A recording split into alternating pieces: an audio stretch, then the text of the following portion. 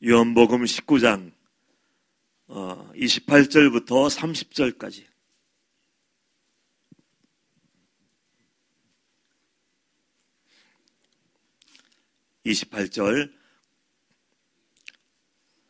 그 후에 예수께서 이 모든 일이 이미 이루어진 줄 아시고 성경을 응하게 하려 하사 이르시되 내가 목마르다 하시니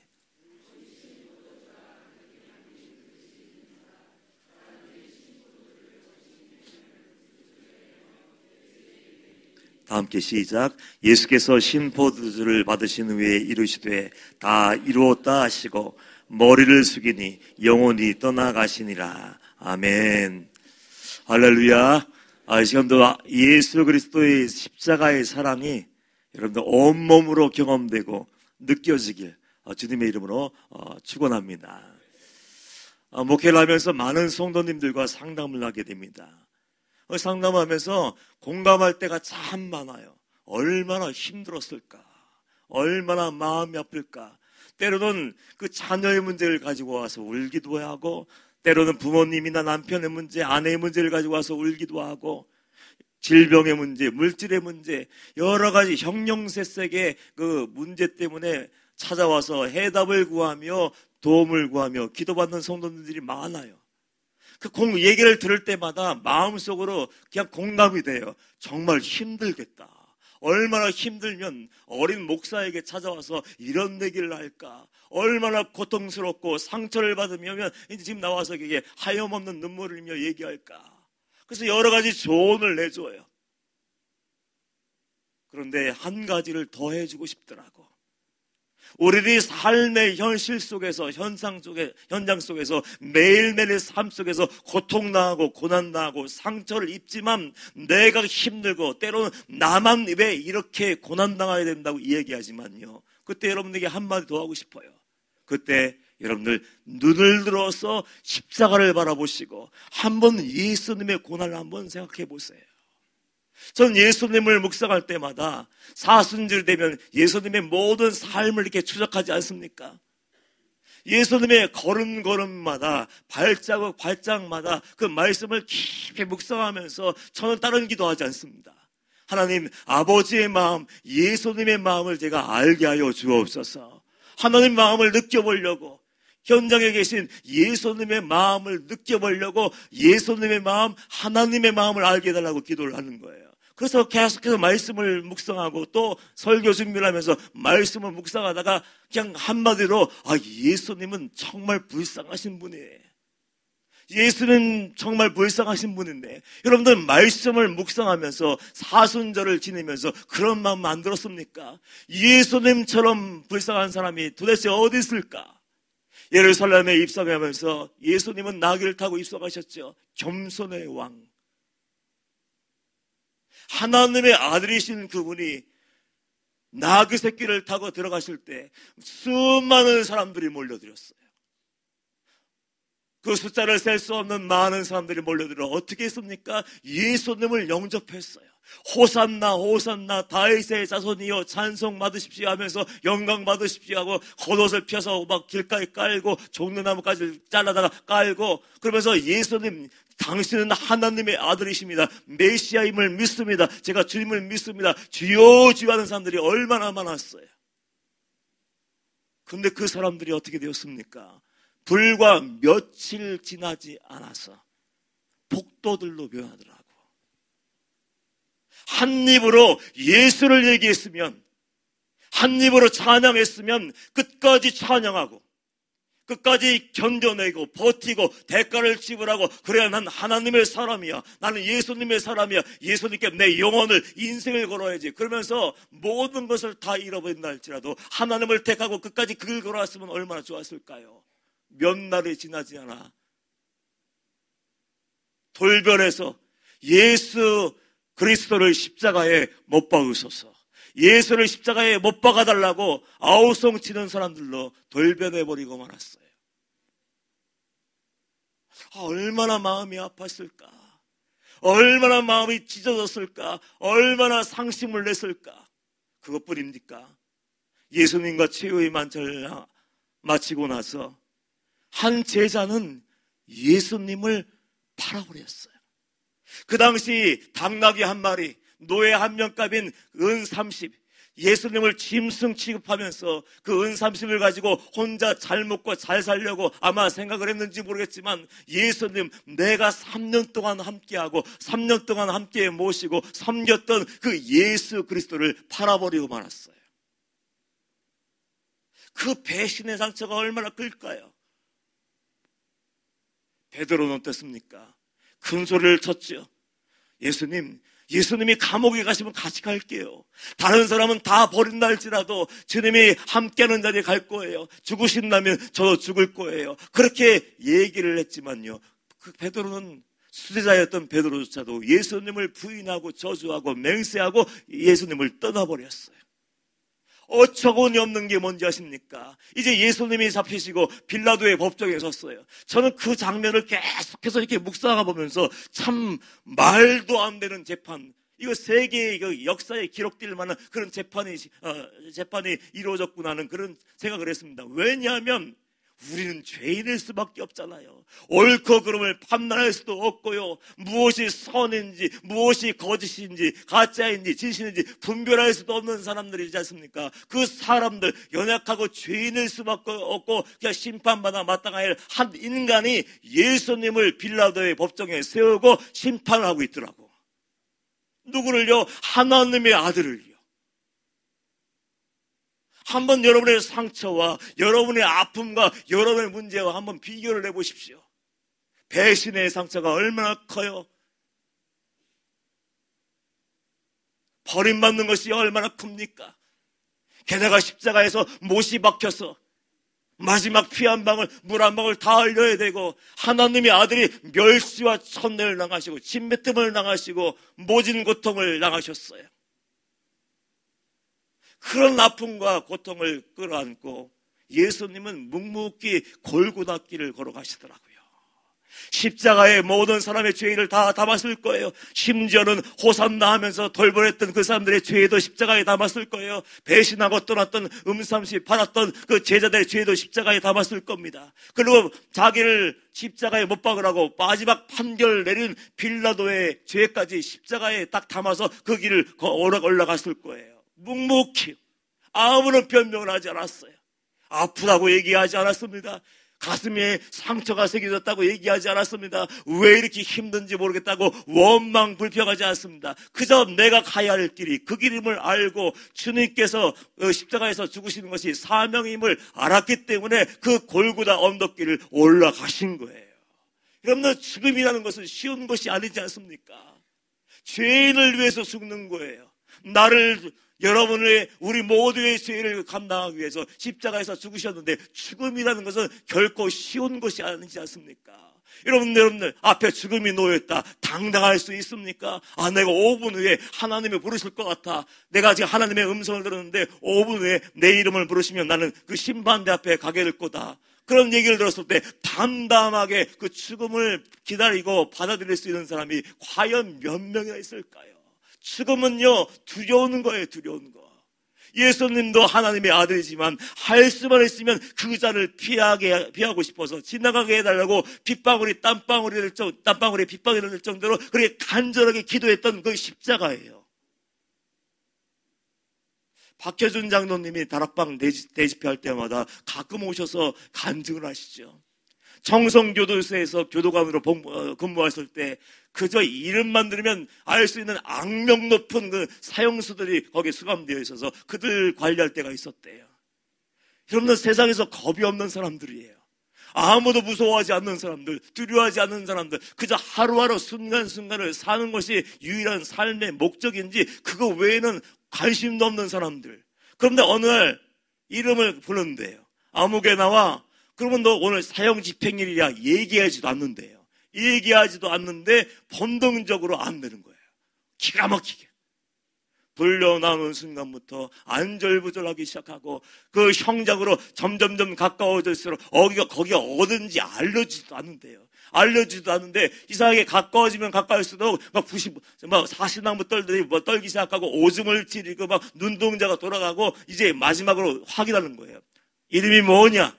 그럼 평소 같으면 겁없이 살았으니까 아무개입니다 얘기하고 고향이 어디야? 얘 어디입니다라고 얘기할 텐데 그것도 모른대. 모르겠어요. 몰라요. 그러면서 안 끌려가려고 마지막으로 발버둥 치는데 그 장면을 어떻게 설명할 수 없다고 얘기하더라고요. 아무리 강한 사람일지라도 흉악한 죄인이라 할지라도 죽음 앞에 서면은 두려울 수밖에 없는 것이 사실이지 않습니까? 그런데 주님은 그 모든 배신도 다 뛰어넘고 상처도 뛰어넘고 두려움도 다 뛰어넘고 십자가를 짊어지고 그 길을 담담히 올라가시는 거예요. 그 이유가 뭐냐고요? 예수님이 왜 그 두려움과 공포와 상처를 다 뛰어넘고 십자가를 짊어지고 올라가서 그 골고다 언덕길에서 죽으셔야만 애쓸까? 그 이유를 여러분들 아십니까? 예수를 믿는다고 항상 주여주여하고 많은 시간 예배드리고 기도하며 충성하고 헌신하며 살고 있는데 그 의미를, 죽음의 의미, 그 십자가의 의미를 진정으로 알고 있냐고요. 예수님이 죽으신 이유는 단 하나예요. 죽어야만 영혼들을 살릴 수 있으니까. 예수님이 십자가에서 피를 흘려주셔야만이 피를 흘려주실 때 내 몸에 묻어있는 죄의 세포마다 심겨져 있는 죄악의 찌꺼기들이 다 씻겨지고 죄사함을 받을 수 있기 때문에 인류를 구원하게 할 수 있기 때문에 예수님은 그럼에도 불구하고 나의 십자가를 짊어지고 그 골고다께 올라가셔서 십자가에서 죽으신 거예요. 히브리서 9장 22절 말씀 보면 그런 말씀이 기록되어 있잖아요. 피 흘림이 없이는 사하심도 없느니라. 바로 그거예요. 다른 방법이 있다면 피할 수 있어요. 이거 말고 다른 종류가 있다면은 영혼들을 살릴 수 있는 방법이 있다면 안 죽어도 됐어요. 그러나 죽지 않으면, 내가 찢겨지고 내가 피를 흘려주지 않으면 한 영혼도 용서받을 수 없고 한 영혼도 건진받을 수 없고 한 영혼도 하나님 나라에 들어갈 수 없다는 걸 알기 때문에 묵묵히 그럼에도 불구하고 모든 것을 짊어지고 십자가를 길을 걸어가시고 담대하게 당당하게 죽으신 거예요. 예수님의 죽으심으로 사망 권세가 깨어진 줄 믿습니다. 예수님의 죽음으로 죄의 권세가 끊어진 줄 믿습니다. 하늘의 미랄이 땅에 떨어져 심겨져야 열매 맺는 거 아닙니까? 하늘의 미랄이 땅에 심겨서 내가 죽어야, 내가 썩어져야 잎을 내고 꽃을 피우고 열매를 맺는 것처럼 예수님이 죽으셔야만 온 인류의 영혼들을 위해서 구원의 문을 활짝 열 수가 있는 거예요. 이건 영적인 진리 아닙니까? 한 사람의 죽음으로 많은 영혼이 구원받을 수 있어요. 이 시대에도 예수님의 발자취를 따라가는 사람들, 그 나의 십자가를 짊어지고 예수님의 뒤를 따라가는 사람들이 현대에도 있더라고요. 편안하게 우리는 핍박 없이 예수 믿어요. 아무런 고통도 없이 누가 방해하지 않습니다. 내가 원하면 얼마든지 예배할 수 있고, 내가 원하면 얼마든지 말씀 들을 수 있고, 내가 원하면 아무 때나 교회 와서 기도할 수 있어요. 그런데 이 시대에도 편안하게 우리가 신앙생활하는 이때에도 아주 고통스럽게 신앙생활하고 때론 핍박을 당하고 때론 순교하는 사람들이 얼마나 많은지요. 요즘요 이슬람권에서 자행되고 있는 그 핍박은요 말로 표현을 못해요. 언니가 목사님이 그런 말씀하시더라고요. 이슬람권에서 선교를 하고 있는 여자 선교사 3분 있었는데 그분들이 붙잡혀서 순교를 했다. 그러면서 그 장면들을 이렇게 설명해 주시는데 정말 마음이 무너지는 것 같더라고요. 남자들도 감당할 수 없는 그 자리에 왜 여자분들이 갔을까? 아니 조용조용하게 숨어서 복음을 증거하지 어떻게 증거하다가 붙잡혀 와서 끌려왔을까? 그래 순교했을까? 여자의 3번의 선교사들 끌어다가 회당 앞에 세우고, 이 사람 사원이겠지요. 그 사원 앞에 세우고 사람들이 손에 도끼를 하나씩 다 들고 왔다는 거예요. 그걸 가지고 와서 그 날이 선 도끼날을 목에 대고서 그렇게 얘기를 하는 거예요. 예수를 부인해라. 지금이라도 늦지 않았다. 예수를 내가 부인하기나 하면 내가 내 목숨만은 살려줄 수 있다. 정말 하나님의 사람들은 다르더라고요.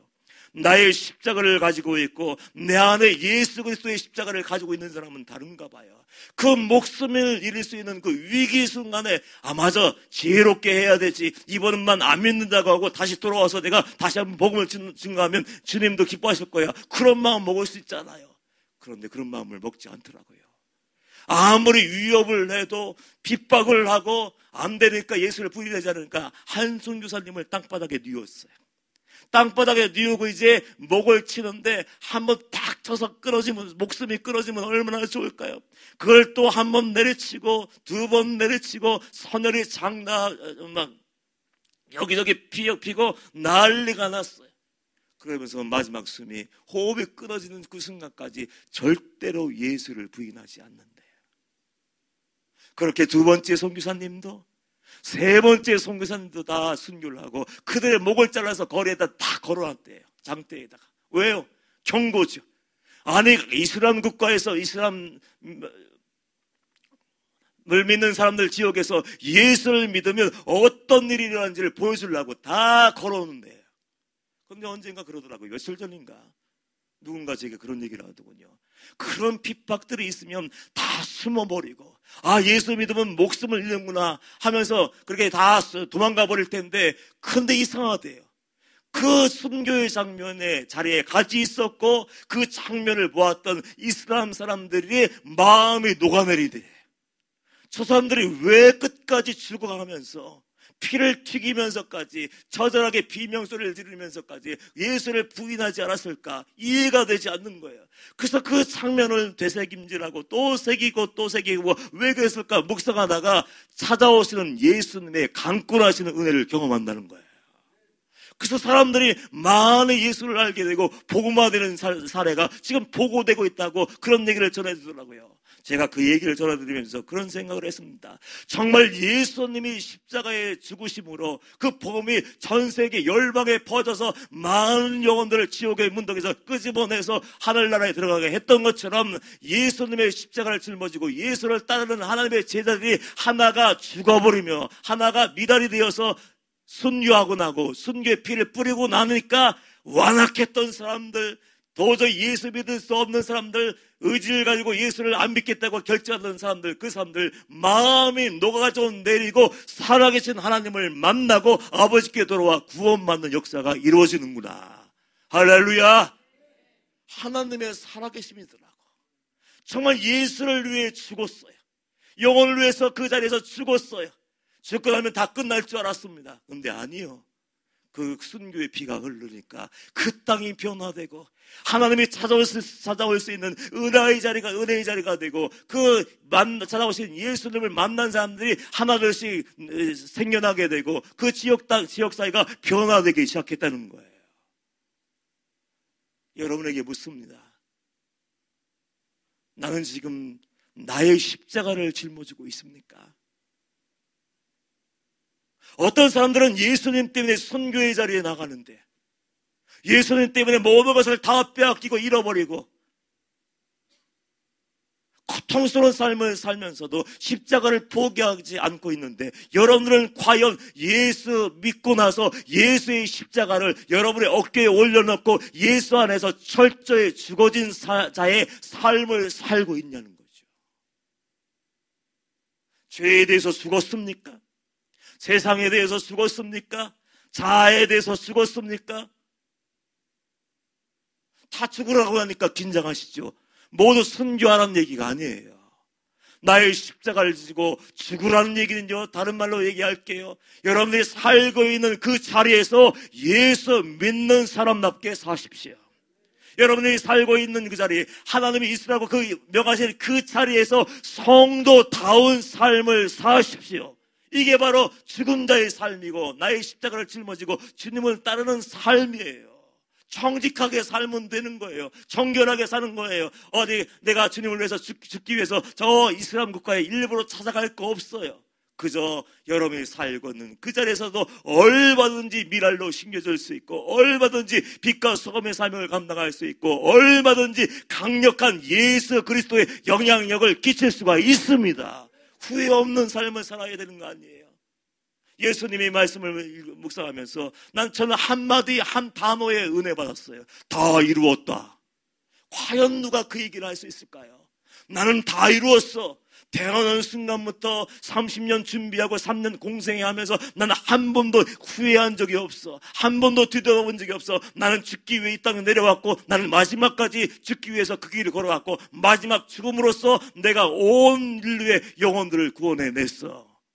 이 한마디가 모든 것을 다 내포하고 있는 거 아닙니까? 다 이루었다. 한 번밖에 살 수 없는 삶. 그래서 일생이라고 얘기해요. 예수를 우리는 선택을 했습니다. 예수를 선택했다면 예수님 날마다 십자가를 짊어지고 나의 십자가를 대신 지고 가십시오 하는 게 아니라, 이제는 예수의 사랑과 대속의 은혜를 경험했다면 나를 십자가에 못 박고, 죄와 정을 십자가에 못 박고, 이제는 나의 십자가를 내가 짊어지고 삶의 그 자리에서 예수의 향기, 예수의 편지의 사명을 온전하게 감당할 수 있어야 돼요. 최소한 여러분들이 내가 아는 내 이웃들에게 예수 믿는 사람이라고 인정받는 그 삶을 살아낼 수만 있다면, 여러분은 한 명 한 명의 거룩한 삶, 구별된 삶을 통해서 직장이 변화되고, 가정이 변화되고, 나라가 변화될 줄 믿습니다. 그러기 위해서는 내가 철저하게 죽어야 되는 거예요. 한 성도가 회사에 다녔는데, 요즘은 그 명태가 지금도 아마 있을 거예요. 내 의지와 관계없이 창창한 나이인데 그만둬라. 회사가 이렇게 어려워졌으니까 당신 우리가 데리고 있을 수 없으니까 나가라. 그분은 성도님이었어요. 내가 피땀 흘려서 세워 늙어놓은 그 회사. 그래서 애정을 가지고 있던 회사에서 갑자기 어느 날 당신 퇴직이야 끝났어, 이 얘기를 들으면 어떤 반응을 할까요? 대부분 막 난리를 필거려. 하필은 왜 나냐고, 내가 어떻게 봉사했는데, 여기서 어떻게 충성했는데 나를 감히 자를 수가 있냐고, 대부분의 반응이 그럴 거예요. 그런데 그분은 정말로 예수 믿는 사람이었어요. 이제 한 달 후에는 가방을 짊어지고 짐을 싸갖고 다 이제 집으로 돌아와서 새로운 직장을 구해야 되는데, 그분은 달랐어요. 그래, 내가 이 회사에서 지금까지 충성을 다했는데 이제 한 달 후에는 나가야 돼. 그럼 내가 한 달 동안 이 회사에서 어떤 삶을 살까? 출근 안 해도 돼요. 늦게 와도 돼요. 대충 눈치 보다가 가도 아무도 얘기하지 않아요. 왜냐면 그만둘 사람이니까. 그래서 한 달 동안 최선을 다하기로 결정을 했어. 남들보다 일찍 출근을 해서 이전보다 더 일찍 나와서 열심히 정리할 것이 있으면 정리하고, 청소할 것이 있으면 청소도 하고, 그리고 내 뒤에 오는 어떤 사람인지 모르지만 후임자가 있을 거 아니에요. 그 자리를 맡아야 되니까. 그 사람에서 내 업무를 파악을 쉽게 할 수 있도록 모든 것을 다 준비해 놨어. 그렇게 열심히 하루를 살아가는데 누군가가 지켜보고 있었어요. 그 회사의 사장님. 처음엔 놀랐어요. 안 나와도 되는데 왜 났을까? 청소하고 돌아다니네. 더 열심히 일하네. 그래서 이제 하루하루 보니까 이 사람이 진심이 느껴지는 거예요. 진심이네. 그래서 마지막 날까지 어떻게 해나 조심조심 몰래 살펴보기 시작했는데, 마지막 날까지 그렇게 열심히 최선을 다하는 거예요. 정직하게, 정결하게, 거룩하게, 더 열심히. 대충 해도 되는데, 이제 떠날 건데.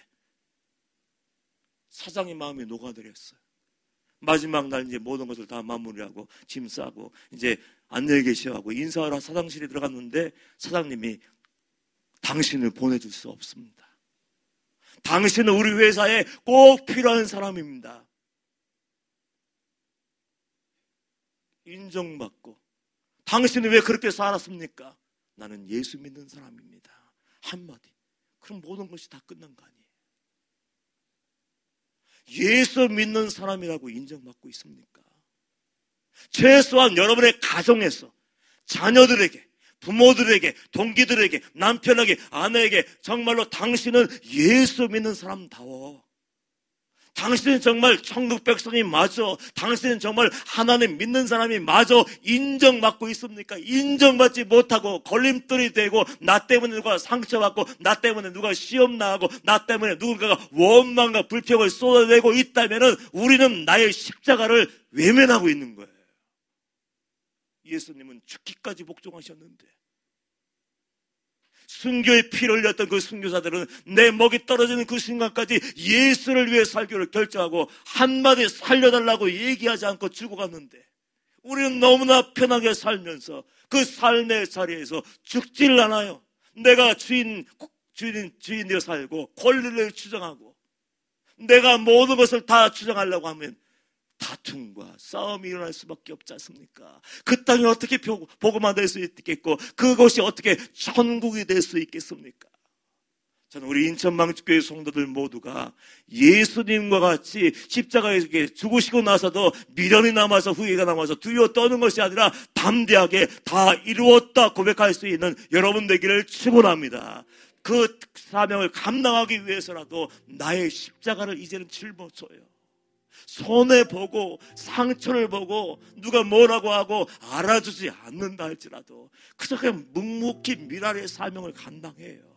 이스라곤 자리에서 힘주어서 그 자리에서 열매를 맺으면 하나님이 얼마나 기뻐하시겠습니까? 주님을 선택했다면 주님만 바라보세요. 세상을 보며 사람을 봐봐요. 환경을 봐봐요. 감사할 수 없고 기뻐할 수 없고 소망을 가질 수 없어요. 그래서 예수님 이 땅에 어떻게 오셨는가? 어떤 고난을 당하셨는가? 어떻게 죽으셨는가? 마지막까지 어떻게 사셨는가를 보고 내가 예수 믿는 사람이라면 작은 예수가 되어야 되죠. 그리스도인 성도란 뜻이 작은 예수 아닙니까? 예수님처럼 살고 엄청나게 위대한 일을 하려고 하는 것이 아니라 지극히 작은 일. 주부면 주부의 사명 감당하고, 아내면 아내의 사명 감당하고, 엄마면 엄마의 사명을 감당하고, 직장인이면 직장에서 내가 사상이 된 것처럼 최선을 다해서 봉사하고, 그러면 되는 거 아니에요. 믿음의 주여 온전히 함께 하시는 예수, 그분을 많이 생각하시고요, 이제는 나의 십자가를 짊어지고 내가 감당해야 될 그 삶을 살아내서 많은 영혼들에게 예수의 사심을 보여줄 수 있는 하나의 미랄, 빛, 소금이 되기를 주님의 이름으로 축원합니다. 우리 보혈을 지나 찬양할까요? 보혈을 지나 찬양하며 성찬에 참여하겠습니다.